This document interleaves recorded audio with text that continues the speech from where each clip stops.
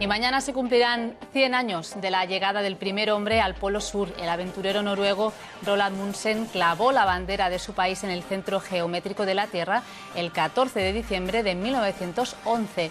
Y dos expedicionarios de aquí, Albert Bosk y Carl Schjell, decidieron imitarlo. Alcanzar el Polo Sur sin ningún tipo de asistencia, lograrlo con sus propios medios. Habían hecho cálculos para llegar mañana y conmemorar así la efeméride, aunque ya sabían que la puntualidad iba a ser poco menos que imposible. La travesía está siendo más complicada de lo que esperaban por culpa del clima y también por los imprevistos, como una lesión en el pie de Carl Schjell, que a los 20 días le obligó a abandonar. Ahora el reto es para Albert Bosk, que afronta la aventura en la más absoluta soledad. Bueno, mira, le ha pasado un temblor. A finales de octubre, una avioneta llevaba a Albert Bosk y a Carl Schjell a un punto remoto de la costa antártica.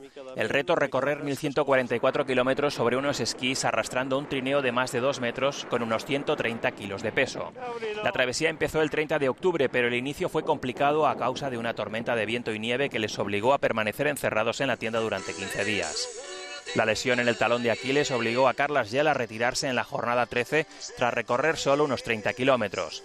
Y desde entonces, Albert Bosk afronta la aventura en solitario, soportando temperaturas que en ocasiones alcanzan los 45 grados negativos. A día de hoy ha recorrido 570 kilómetros y le faltan todavía otros 600 para alcanzar el objetivo. Albert Bosk es un empresario acostumbrado a las aventuras extremas de todo tipo. Ha escalado las cimas más altas de cada continente y ha participado 8 veces en el Rally Dakar.